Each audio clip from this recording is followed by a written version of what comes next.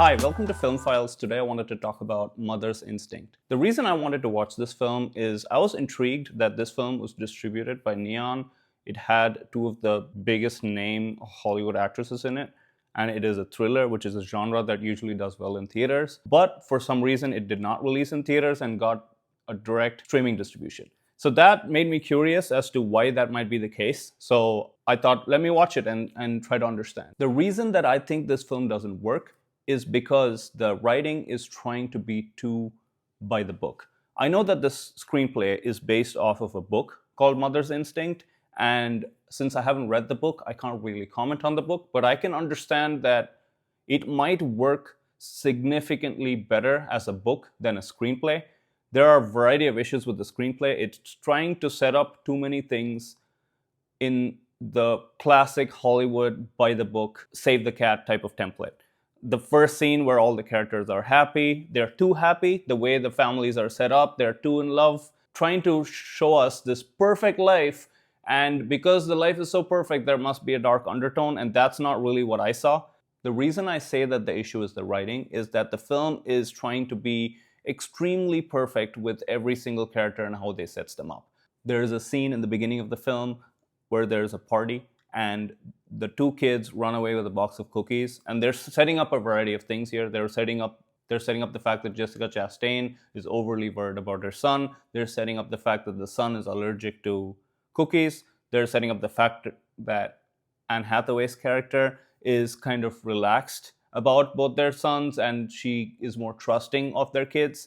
And this plays into the rest of the film in multiple ways. But the way it was done, it was very forced, and it was too perfect to try to set 5 things up in the first scene.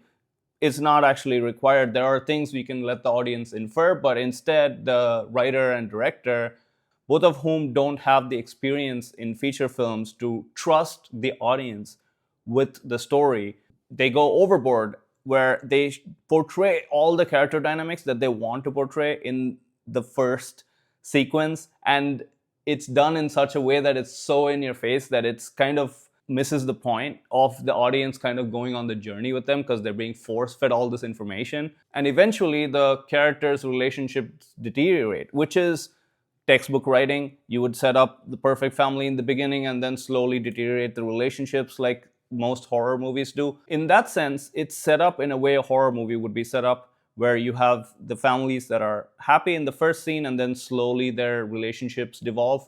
But the problem with this film is that the relationships are the film. Whereas in a horror movie, the relationships are running in parallel with the story of the actual entity that is in the house. Here, the entity is their relationship that is slowly deteriorating and casting doubts upon one another.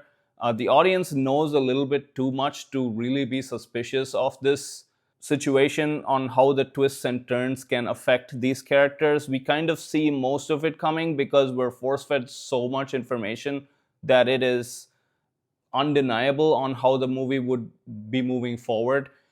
For the best example I can give you on this is if Jessica Chastain's character was just paranoid the entire time and Anne Hathaway's character had not done any of the things she's accused of, then why are we watching this film, right? Obviously, she needs to have done one, if not all of these things. Otherwise, we're just watching a film of someone who is paranoia is taking over, and that's not how the film is portrayed. So clearly, that's not how it would go. Also, I felt that the two husband characters were shoehorned into the story that they didn't really belong in. They play roles that clearly are for exposition and don't really add much to the story on their own, which is fine, but they have such an enormous amount of screen time that kind of detracts from the role they play in the actual film or to the story, which is not a lot. And even the messaging of the film is a little bit confusing. What are you saying was the mother's instinct? Was the mother's instinct to know that the other mother was trying to sabotage your son and your family? Or was the mother's instinct from Anne Hathaway's perspective where if you lose your son at any costs, you would want to get a son, even if he is not your own? Because it's a bit messy and the ending is extremely messy. Overall, I would say you can go ahead and pass on this movie. And I understand why it ended up in streaming and not in theaters, because it was a little bit hard to watch.